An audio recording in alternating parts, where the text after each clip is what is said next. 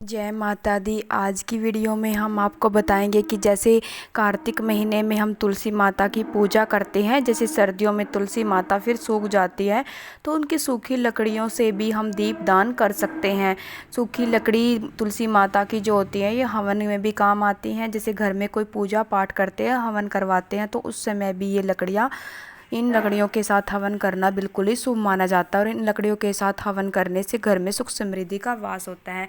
तो देखिए आज हम जो ये तुलसी की लकड़ी होती है इनसे दीपदान करना आपको बताएंगे। हमें यहाँ पर जो हमारी तुलसी सूख जाती है उसे हमें इधर उधर नहीं फेंकना चाहिए, बल्कि उसको पूजा घर में रख लेना चाहिए अपने मंदिर में। जब हम जैसे दीपक जलाते हैं कार्तिक महीने में, अगर तुलसी की जो ये लकड़ियाँ बची होती हैं इनसे दीपक जलाते हैं तो विष्णु भगवान बहुत ही खुश होते हैं और हमारे घर में सुख समृद्धि का वास होता है।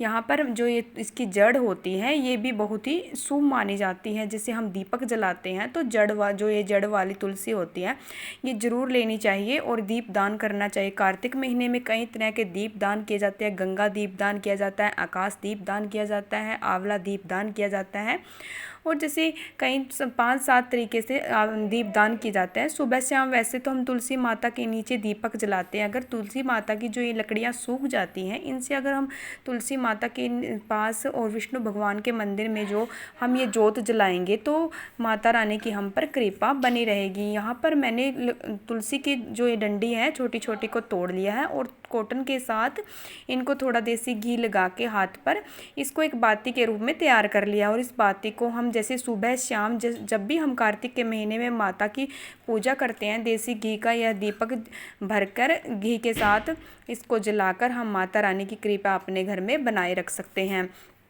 इस तरीके से यहाँ पर हमने ये बत्ती बना ली है। बत्ती हम अगर हमारे पास जैसे वो मिट्टी का दिया होता है उसमें भी जला सकते हैं। अगर मिट्टी का दिया नहीं है तो ऐसे हम पीतल के दिए में इस तरीके से यहाँ पर ऐसे बाती बनाकर उसके चारों तरफ घी लगाकर बत्ती को हम बना सकते हैं और अपने मंदिर में तुलसी माता के नीचे पूजा पाठ सुबह शाम कर सकते हैं। तुलसी माता को अत्यंत शुभ माना जाता है। हमारी तुलसा हरी भरी रहे और अगर ये सर्दियों में सूख जाती है तो इसे हमें फेंकना नहीं चाहिए। अपने जैसे मैं आपको बता रही हूँ ऐसे दीपक भी जला सकते हैं, हवन भी कर सकते हैं। हर पूजा पाठ में तुलसी की जो लकड़ियाँ होती हैं, आम की लकड़ियाँ होती हैं, उनके साथ हवन करने से घर में बहुत ही सुख शांति का वास होता है। कार्तिक महीने में तो तुलसी माता की जितनी हम सेवा कर सके उससे बहुत ही कम होती है। तुलसी माता की अगर सेवा हम सुबह शाम करें तो उसका हमें पूरा कार्तिक महीना, पूरा साल 365 दिन में अगर हमने कोई पुण्य नहीं किया तो तुलसी माता की